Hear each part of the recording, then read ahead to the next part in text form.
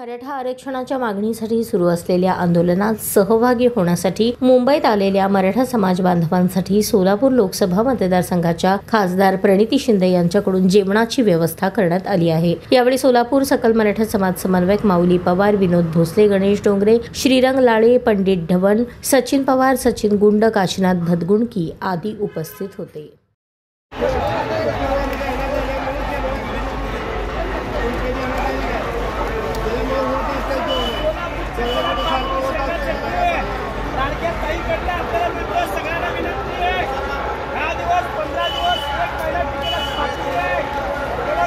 सोलापुरी जगात भारी एक त्याला माऊली जेवढं लागेल तेवढं घ्या आणि शिल्लक घ्या। सोलापुरी जगात भारी कडक भाकरी सावकाश घ्या। सोलापुरी